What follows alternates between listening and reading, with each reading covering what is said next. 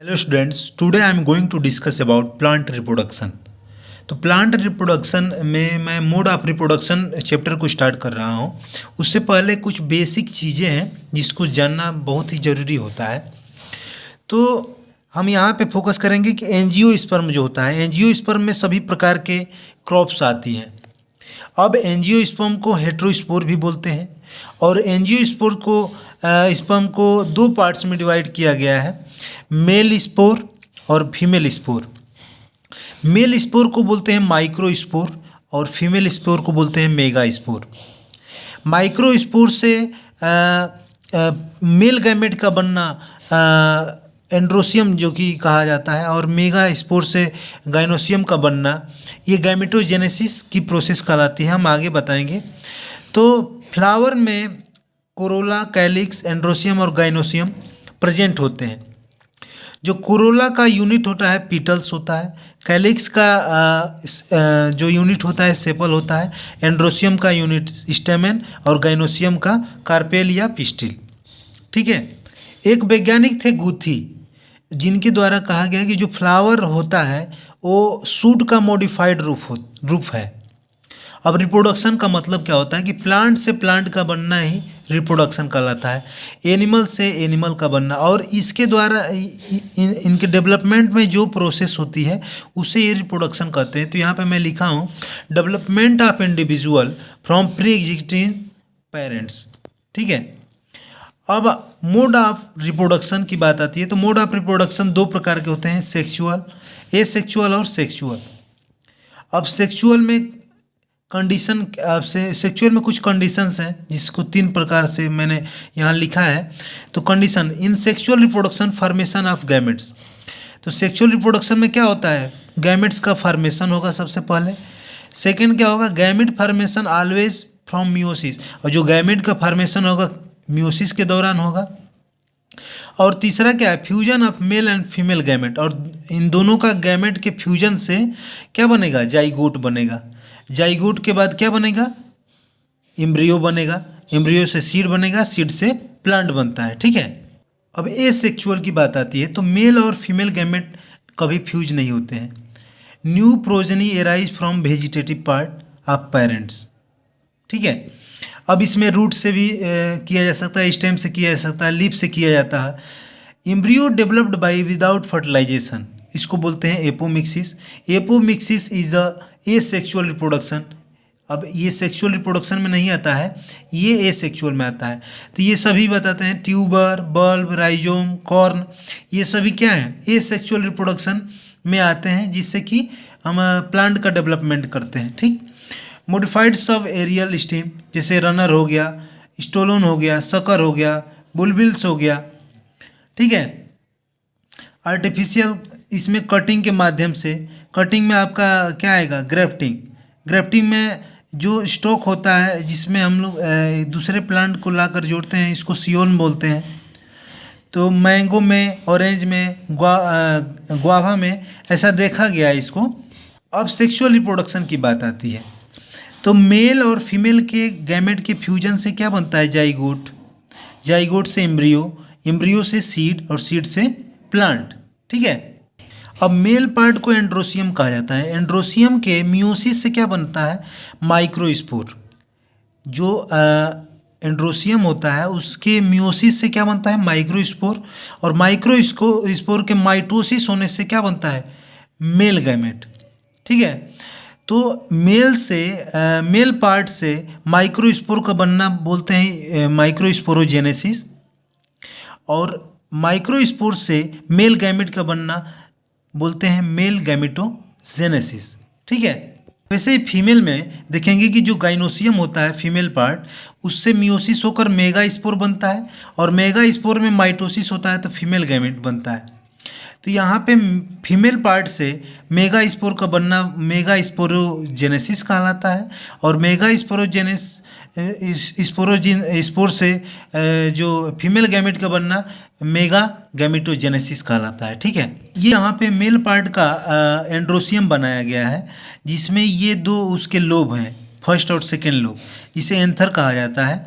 ये आपका फिलामेंट हो गया, और एंथर और फिलामेंट को स्टेमेन कहा जाता है। एक और दूसरे लोब, इसके अल्टरनेट फॉर्म पे एक और ये, मतलब कि डाइथिकस दो दो एंथर होते हैं और इसको जोड़ने वाला कनेक्टिव होता है, ठीक है। जब पोलन को यहाँ पे इसको रिमूव किया जाता है, यहाँ से कट किया जाता है, तो इसमें 4 चैम्बर दिखते हैं, ठीक है। टेट्रास्पोरोजिएट एंथर, ठीक है, इसमें पोलन सेक कहा जाता है।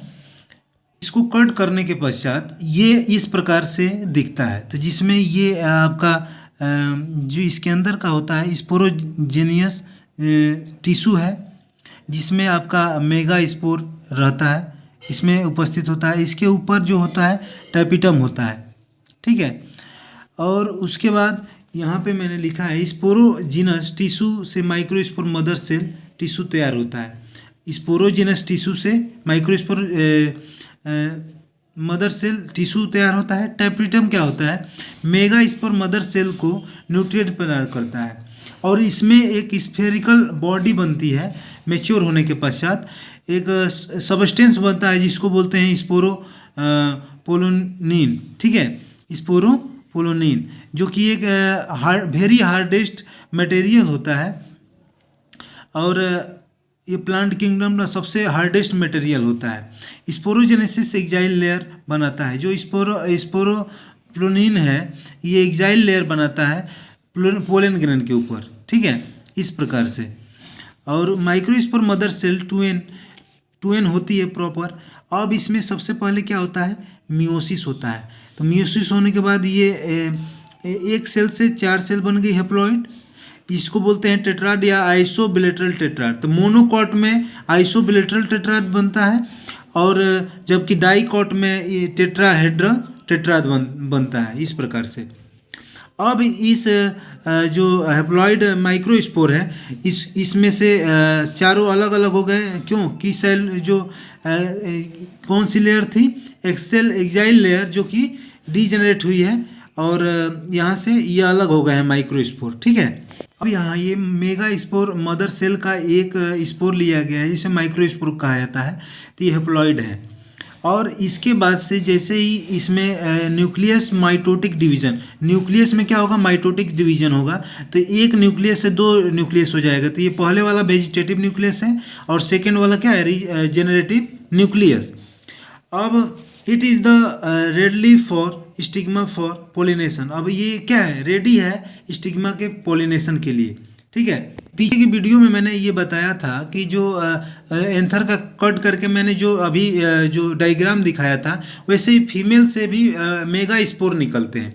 तो मेगा स्पोर डिप्लॉयड होते हैं, तो मेगा स्पोर में सबसे पहले मियोसिस होता है, तो 4 बनेगा, तो 4 बनता है। तो इसमें से जो 3 जो मेगा स्पोर बनते हैं तो वो क्या होते हैं, नॉन फंक्शनल होते हैं, और एक जो होता है फंक्शनल होता है, ठीक है। तो ये इसमें जब एक में माइटोसिस होगा तो 2 बनेगा, फिर सेकंड माइटोसिस होगा तो 4 बनेगा, 4 से बनेगा 8 थर्ड माइटोसिस से, और ये 8 ये ओवेरी में, मतलब कि इस प्रकार से ओव्यूल में बने होते हैं, जिसे ये एक सेल हो गई, इसके साथ में एक सेल के साथ 2 होते हैं जिसे सिनर्जिड कहा जाता है, और ये क्या है, एंटीपोडल सेल, और ये क्या है, पोलर न्यूक्लियाई, और ये दोनों फ्यूज होकर सेकेंडरी न्यूक्लियस बनाते हैं, और इसके ऊपर वाला पार्ट चलेजाइंड है। उसके बाद ये माइक्रो पोलर इंड है, जो जिससे कि वाटर क्या होता है, माइक्रोपाइल इंड, जो वाटर एंट्री होता है यहाँ से, यहीं से आपका न्यूक्लियस जो दोनों है एंट्री करते हैं। और उसके बाद अब यहाँ जो एंथर पहले से रेडी था, वो यहाँ पे ये हमने तो अभी पीछे डायग्राम बताया जिसके बारे में, ऐसे ही ये इस फीमेल गैमेट्स में प्रेजेंट होता है। तो ये आपका स्टिग्मा हो गया, स्टाइल, और ये ओवेरी के अंदर जो ओव्यूल है इसके अंदर ये प्रेजेंट होता है। तो जैसे ही यहाँ से एंथर का स्टिग्मा पर पहुँचता है तो इस प्रोसेस को बोलते हैं पोलिनेशन, ठीक है। अब ये इसके पास जो न्यूक्लियस वेजिटेटिव और रीजेनरेटिव है, तो जो रीजेनरेटिव वेजिटेटिव न्यूक्लियस है वो क्या करता है, ट्यूब फॉर्मेशन करता है, और ट्यूब फॉर्मेशन करके माइक्रोपोलर जो इंड है जहाँ से वाटर प्रवेश करता है, इससे जाके लग जाता है, जिससे कि दोनों न्यूक्लियस इसमें पहुंच सके। तो जो पहला न्यूक्लियस है वेजिटेटिव न्यूक्लियस, और जैसे ही ये जेनरेटिव न्यूक्लियस आता है तो इसमें माइटोसिस हो जाता है। तो माइटोसिस होने के बाद ये 1 से 2 बन जाता है, और ये जब दोनों अंदर प्रवेश करते हैं तो एक न्यूक्लियस एक से फ्यूज होता है, तो ये डिप्लॉइड बनाता है, जाइगोट बना के एम्ब्रियो बना लेता है, ठीक है। और एक जो न्यूक्लियस है ये क्या करता है, सेकेंडरी न्यूक्लियाई से फ्यूज होता है और यहाँ पे बना देता है एंडोस्पर्म, ठीक है। जैसे यहाँ पे मैंने बताया कि फर्स्ट मेल गैमेट फ्यूज एक सेल, तो एम्ब्रियो बना तो सीड बना, ठीक है। Second male gamete fuse with secondary nucleus, तो यहाँ क्या बना, एंडोस्पर्म। तो यहाँ पे क्या हुआ, डबल फर्टिलाइजेशन। तो in angiosperm always double fertilization occur. तो जो एंजियोस्पर्म होते हैं उसमें हमेशा डबल फर्टिलाइजेशन होता है। इन प्लांट मोनोट्रोपा प्लांट में फर्स्ट टाइम फर्टिलाइजेशन को डिस्कवर किया था स्ट्रासबर्गर ने 1884 में। डबल फर्टिलाइजेशन डिस्कवर्ड बाई कौन, नॉस्चिन एक वैज्ञानिक थे जिन्होंने लिलियम और फर्टिलेरिया में इसको प्लांट में देखा था। टर्म एपोमिक्सिस रिंकलर ने दिया था। In apomixis identical to the parent, apomixis जो प्लांट बनते हैं वो आइडेंटिकल होते हैं पेरेंट से, ठीक है।